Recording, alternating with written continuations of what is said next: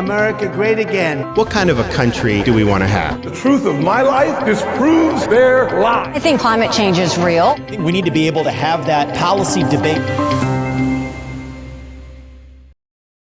The transgender debate has struck a chord across the country, touching on issues of morality, biology, and mental illness. In addition to restrooms, sports, and medical interventions, military service is another major question for the transgender debate, including whether transgender identifying members should be allowed to serve and whether taxpayer dollars should fund transition surgeries, as planned by the Biden administration. Here is where top 2024 Republican candidates stand on transgenderism. The left-wing gender insanity being pushed on our children is an act of child abuse. Very simple. Former President Donald Trump has come out strongly in favor of national bans against biological men and women's sports, and genital mutilation and chemical castration for children.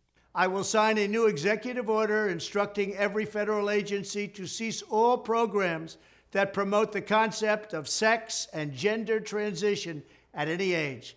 His policy plan is extensive and includes the termination of Medicaid and Medicare programs for participating hospitals and healthcare providers, and eliminating federal funding for schools suggesting to a child they could be trapped in the wrong body.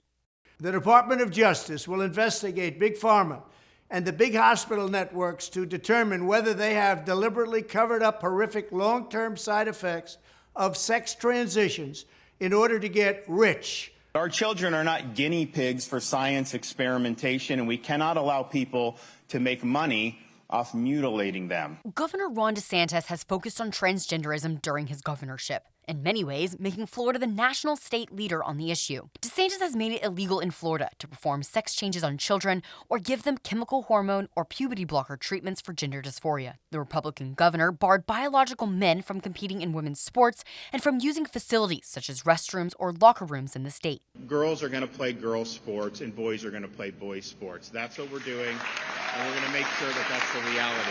He also banned teaching gender ideology and sexual preferences to young children in schools.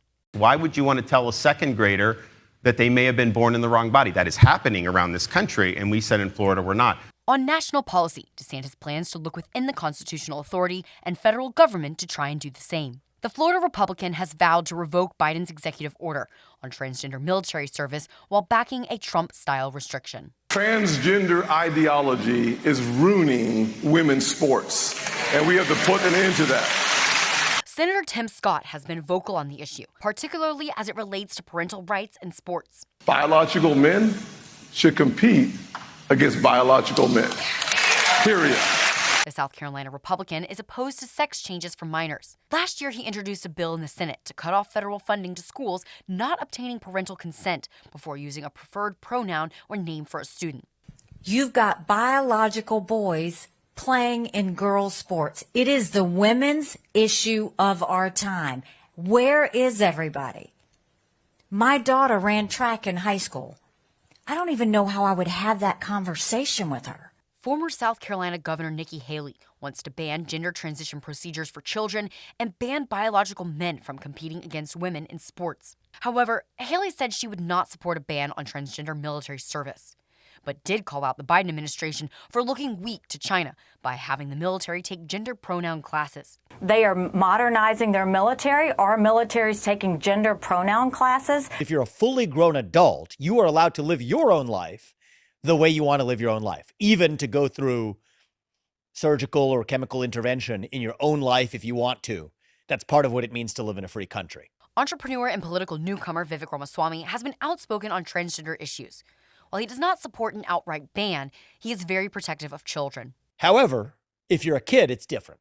There's not a state in this union that allows you to get a body-altering tattoo by the age of 18. Ramaswamy is also completely opposed to biological men competing in women's sports. When it comes to his view on the military, Ramaswamy has flip-flopped. You would not ban transgender members of the military. I would not. Ramaswamy then later responded to the ABC interview writing, "Transgenderism is most often a mental health disorder and should be treated accordingly." When asked to clarify, Ramaswamy's campaign spokeswoman, Tricia McLaughlin, said to Washington Examiner, "If you suffer from delusions, you cannot serve in the military." McLaughlin went on saying, Ramaswamy believes the U.S. does not need to institute a ban on members of the military because there's already a ban on serving with mental health disorders.